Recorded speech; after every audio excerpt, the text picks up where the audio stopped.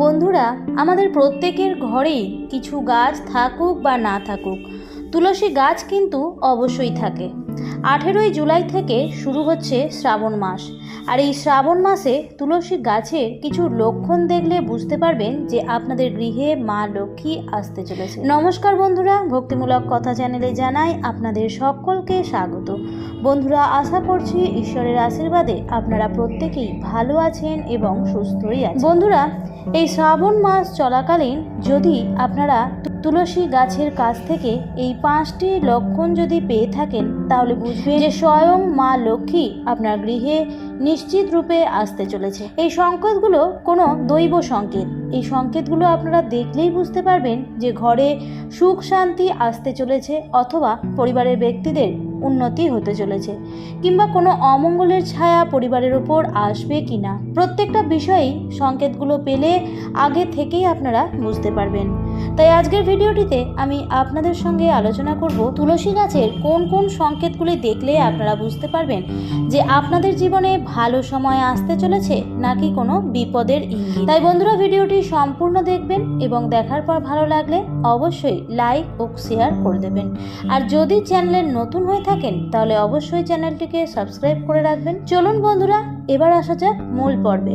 বন্ধুরা, জীবনে উত্থান ও পতন এগুলো তো থাকবেই, এই কথা তো বাস্তব। তবে সংসারে যখন অমঙ্গল নেমে আসে, অথবা সংসারে যখন মঙ্গল অর্থাৎ ভালো কিছু হওয়ার থাকে, তখন কিন্তু তুলসী গাছ দেখলেই বুঝতে পারবেন যে আপনাদের আগামী দিনগুলি কেমনভাবে কাটবে। বন্ধুরা, একটি বিষয় আপনাদের জেনে রাখা উচিত যে এই মাসে অর্থাৎ শ্রাবণ মাসে যদি কোনো কারণে তুলসী গাছ শুকিয়ে যায় বা মারা যায়, তাহলে কিন্তু তা অত্যন্ত অশুভ একটি সংকেত। তৎক্ষণাৎ আপনি সেই গাছটিকে সরিয়ে সেই স্থানে নতুন চারা গাছ অবশ্যই নিজের গৃহে লাগিয়ে দিন। তবে চেষ্টা করবেন বন্ধুরা রাম তুলসী গাছ লাগানোর। দেখুন বন্ধুরা, তুলসী গাছ সাধারণত 5 প্রকারের হয়ে থাকে, তবে কৃষ্ণ তুলসী এবং রাম তুলসী এই দুটি গাছই কিন্তু গৃহের মধ্যে মঞ্চের মধ্যে রোপণ করা হয়। যেহেতু কৃষ্ণ তুলসী গাছ আয়ুর্বেদিক চিকিৎসায় অত্যন্ত রূপে ব্যবহৃত হয়, তাই যদি পারেন রাম তুলসী গাছ গৃহের মধ্যে লাগিয়ে রাখবেন।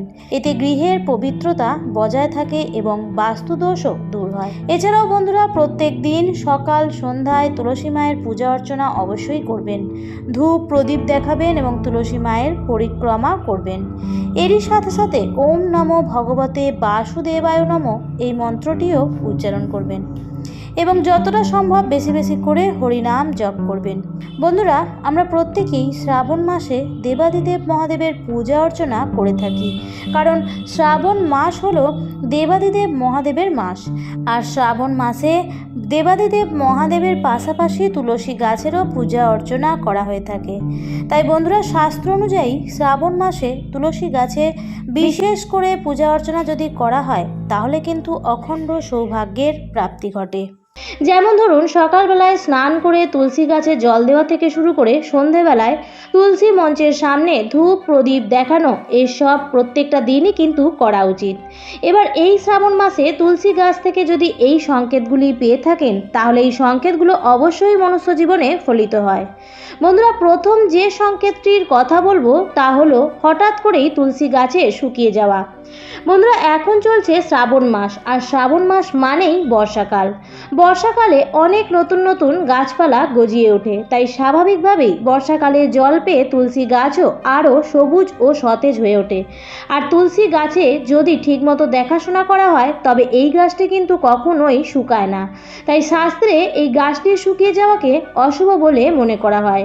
বিশেষ করে এই শ্রাবণ মাসে বর্ষার জল পেয়েও তুলসী গাছের যত্ন করার পরও যদি তুলসী গাছ হঠাৎ করেই শুকোতে শুরু করে, অথবা তুলসী গাছকে নির্জীব দেখতে পান, তাহলে কিন্তু আপনার গৃহে কোনো আসন্ন বড় বিপদের পূর্বাভাস বলে মনে করা হয়। হয়তো কোনো কারণে আপনার আর্থিক কোনো লোকসান হতে পারে, অথবা পরিবারের ব্যক্তিরা কোনো আপদ বিপদের সম্মুখীনও হতে পারেন। তাই বন্ধুরা, খেয়াল রাখবেন, তুলসী গাছ যদি এই শ্রাবণ মাসে শুকিয়ে যায়, তাহলে তৎক্ষণাৎ সেখান থেকে গাছটিকে তুলে সেখানে নতুন তুলসী গাছ বসানোর চেষ্টা করবেন।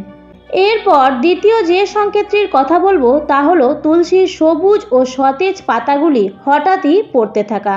বন্ধুরা, যদি আপনাদের গৃহে সবুজ ও সতেজ তুলসী গাছের পাতা হঠাৎই ঝরে পড়তে থাকে তবে এটিকে অশুভ সংকেত বলে মনে করা হয়। তবে যদি এটি কোনো প্রাকৃতিক কোনো কারণে ঝরে পড়ে তাহলে সেটা স্বাভাবিক, কিন্তু যদি সবুজ ও সতেজ পাতা হঠাৎই ঝরে পড়ে তবে এটি একটি খারাপ সংকেত বহন করে। এর অর্থ হলো মা লক্ষ্মী আপনার গৃহ ত্যাগ করতে চলেছেন।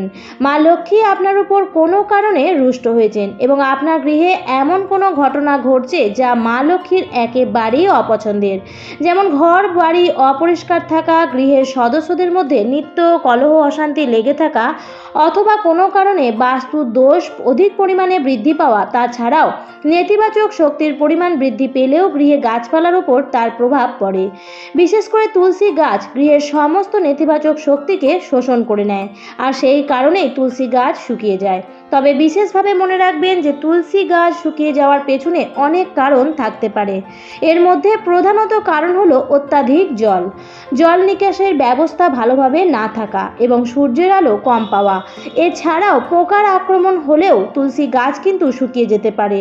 তাই লক্ষ্য রাখবেন এই শ্রাবণ মাসে বর্ষাকালে অত্যাধিক মাত্রায় জল পাওয়ার ফলে গাছে পোকা ধরে যাওয়ার সম্ভাবনাও থাকে, আর সেই কারণে যদি গাছ শুকিয়ে যায় তাহলে সেটা স্বাভাবিক ব্যাপার। তাই অবশ্যই তুলসী গাছের যথেষ্ট পরিমাণে যত্ন নেওয়া উচিত। এরপর তৃতীয় যে সংকেতটির কথা বলবো তা হলো তুলসী গাছের কাছে অন্য কোনো গাছ জন্মানো। বন্ধুরা, যদি আপনাদের গৃহে তুলসী গাছের আশেপাশে অন্যান্য ছোট ছোট গাছ জন্মায় তবে কিন্তু এটি খুবই শুভ সংকেত বলে মনে করা হয়। এর অর্থ হলো মা লক্ষ্মী আপনার গৃহে আসতে চলেছেন, আপনার গৃহে এবার ধন সম্পত্তির বৃদ্ধি পেতে চলেছে। এছাড়াও বন্ধুরা, যদি আপনার গৃহের সামনে তুলসী গাছ এমনি জন্মাতে থাকে তবে আপনার গৃহে মা লক্ষ্মীর প্রবেশ করবে এমনটাই মনে করা হয়। আর যে গৃহে মা লক্ষ্মী স্বয়ং আসেন সেই গৃহে গাছপালাও সবুজ ও সতেজ হয়ে থাকে। আর তুলসী গাছের নিচে যদি দূর্বা ঘাস জন্মায় তবে মনে করবেন এটি আপনার সৌভাগ্যের প্রতীক। তাই এই গাছগুলিকে কখনোই এই তুলসী গাছের তলা থেকে কেটে দেবেন না। চতুর্থ সংকেতটি হলো তুলসী তলায় পিঁপড়ের আগমন। মনে করা বন্ধুরা, অনেক সময় তুলসী গাছের গোড়ায় কালো কালো ছোট পিঁপড়ে ঘুরতে দেখা যায়। তাই যদি আপনাদের গৃহে তুলসী গাছের নিচে কালো পিঁপড়ে লক্ষ্য করে থাকেন তবে এটি কিন্তু অত্যন্ত শুভ একটি সংকেত। তবে তুলসী গাছে কখনোই মাকড়সার জাল বাঁধতে দেবেন না, কারণ মাকড়সার জাল তুলসী গাছে হলে এটি খুবই অশুভ বলে মনে করা হয়। তাই তৎক্ষণাৎ সেই মাকড়সার জালটিকে খুব তাড়াতাড়ি সেখান থেকে সরিয়ে ফেলুন। এবার পঞ্চম ও সর্বশেষ সংকেতটি হলো তুলসী গাছ সবুজ ও সতেজ থাকা। তুলসী গাছে মঞ্জুরি আসা এবং তুলসী গাছ সব সময় সবুজ ও সতেজ থাকা খুবই শুভ একটি লক্ষণ। তুলসী গাছ যত সবুজ থাকবে ও সতেজ থাকবে এবং গাছে যদি মঞ্জুরি আসতে থাকে তাহলে জানবেন ততই আপনার পরিবার ধন ধান্যে পূর্ণ থাকবে এবং আপনার পরিবারের সুখ সৌভাগ্য পূর্ণ থাকবে। তবে তুলসী গাছে বেশি মাত্রায় মঞ্জুরি হয়ে যাওয়াকেও কিন্তু শুভ বলে মনে করা হয় না, কারণ ব্রহ্মাণ্ড পুরাণ অনুযায়ী তুলসী গাছে যদি অধিক মাত্রায় মঞ্জুরি হয়ে যায় তার অর্থ তুলসী দুঃখিত হয়ে আছেন, এর ফলে সংসারে সুখ সমৃদ্ধির অভাব দেখা দেয়। তাই অধিক মাত্রায় তুলসী গাছে মঞ্জুরি হয়ে গেলে সেই মঞ্জুরিগুলিকে খুব সাবধানে সরিয়ে দেওয়া উচিত। অনেক সময় তুলসী গাছে প্রচুর পরিমাণে মঞ্জুরি হয়ে থাকলে সেক্ষেত্রেও তুলসী গাছ শুকিয়ে যেতে পারে। তাই বন্ধুরা, আপনাদের গৃহে তুলসী গাছ দেখলেই আপনারা বুঝতে পারবেন আপনাদের ঘরের পরিবেশ কেমন। বন্ধুরা, তুলসী গাছ অত্যন্ত পবিত্র একটি গাছ। তুলসী গাছ ভগবান বিষ্ণুর অত্যন্ত প্রিয়। তুলসী পাতা ছাড়া বিষ্ণু ভগবানের পুজো অসম্পূর্ণ হয়। তাই তুলসী পাতার পাশাপাশি তুলসী মঞ্জুরিও বিশেষভাবে গুরুত্বপূর্ণ। বন্ধুরা, বাড়িতে অত্যাধিক মাত্রায় নেতিবাচক শক্তি বৃদ্ধি পেলে আপনারা কি করবেন? পুজোর সময় ঘরে যখন ধূপ ধুনো জ্বালাবেন সেই ধুনোর মধ্যে কিছু পরিমাণ শুকনো তুলসীর মঞ্জুরি দিয়ে দেবেন। এর ফলে সেই তুলসী মঞ্জুরির পুড়ে যাওয়া ধোঁয়া সারা ঘরে ছড়িয়ে দেবেন। এতে বাড়ি থেকে নেতিবাচকতা যেমন দূর হয় ঠিক তার সাথে সাথে সংসারে শুভ ভাব আসে। এছাড়াও ঘরে প্রদীপ জ্বালানোর সময়ও তাতেও শুকনো তুলসী মঞ্জুরি সেই প্রদীপের মধ্যেও দিয়ে দিতে পারেন। এতেও কিন্তু একই ফলই পাওয়া যায়। বন্ধুরা, আজকের পর্ব থেকে আপনারা জানতে পারলেন যে শ্রাবণ মাস চলাকালীন তুলসী গাছের কোন লক্ষণগুলি দেখলে বোঝা যাবে যে মা লক্ষ্মী আপনাদের গৃহে আসতে চলেছেন, অথবা কোন লক্ষণগুলো দেখলে আপনারা বুঝবেন যে পরিবারে কোনো বিপদ আসতে চলেছে। তাই বন্ধুরা, আজকের পর্বটি আমার এই পর্যন্তই। ভিডিওটি দেখে যদি ভালো লেগে থাকে তাহলে অবশ্যই লাইক, কমেন্ট, শেয়ার করবেন বন্ধুরা। আর যদি চ্যানেলে নতুন হয়ে থাকেন তাহলে অবশ্যই চ্যানেলটিকে সাবস্ক্রাইব করে আমার সাথে থাকবেন। দেখা হবে পরবর্তী নতুন ভিডিওতে। ভালো থাকবেন, সুস্থ থাকবেন। ধন্যবাদ।